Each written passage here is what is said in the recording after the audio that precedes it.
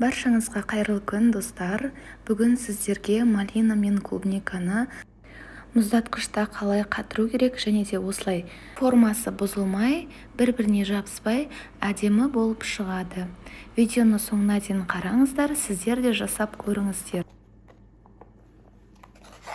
Малинамызды жумаймыз, бетіндегі езілмегендерін және де суы шықпағандарын, формасы бұзылмағандарды осылай орналастырып шығамыз. Арасын алшақ етіп орналастырып. Бұл малиналарды мен торттың, түрлі пирогтардың, тәттілердің бетін әсемдеуге қолданамын.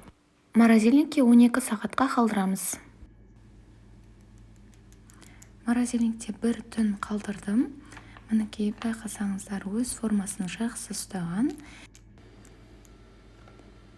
Осындай одноразовый посудаларға жинап шықтым. Бір-біріне жабыспайды, ерген кезде де бөлек-бөлек болып шығады. Мен осындай одноразовый посудаларға жинадым. Немесе пакетке салсаңыз да болады. Ал астындағы езілген бөлігін жақсылап жуып аламыз және де арасындағы жапырақтарды, мусорларын тазалап алып, сүзгішке сүзіп аламыз.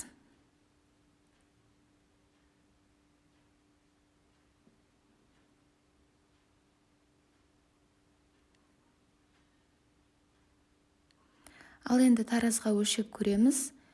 Менде 750 грамдай шықты. 750 грамға мен 250 грамм қант қостым. Мен қант аз қостым, себебі маған қанттың аз болғаны ұнайды. Сонда малинаның өзінің ерекше дәмі сақталады. Жақсылап араластырып, блендердің көмегімен езіп, бір келкі масса етіп аламыз. Және де қантымыз толық ергенше 1-1,5 сағатқа холодильникте қалдырамыз. Содан соң осындай силиконовый ыдыстарымызға құйып шығамыз. Дәл осылай морозильникте сақтай береміз. Клубникамызды жуып, кептіріп, арнайы осындай тақтайшамызға қойып шығамыз. Мұздатқышқа 12 сағатқа қалдырамыз.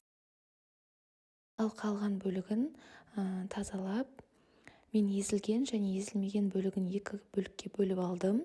Езілген бөлігіне қант араластырдым. Қант араластырып, блендердің көмегімен езіп аламыз. Клубника менде ровно 1,5 килограмм болып шықты. 1,5 килограммға мен 300 грамм қант араластырдым. Қалауларыңыз бойынша қоссаңыздар болады.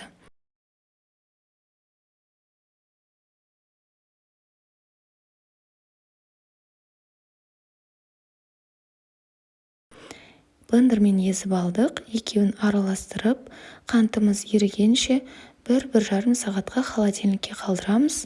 Содан соң ғана формаларымызға құйып, морозильникке салсақ болады.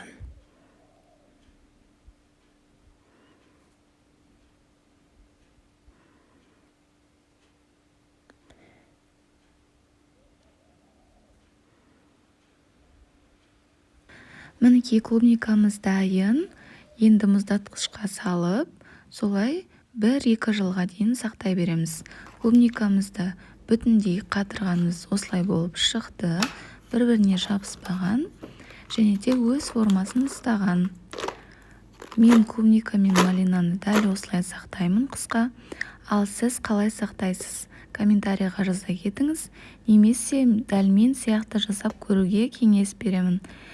Видеоны соңына дейін қарағаныңызға рахмет. Егер де менің видеом ұнаған болса, каналыма тіркеліп, лайк басуды ұмытпаңыз. Рахмет.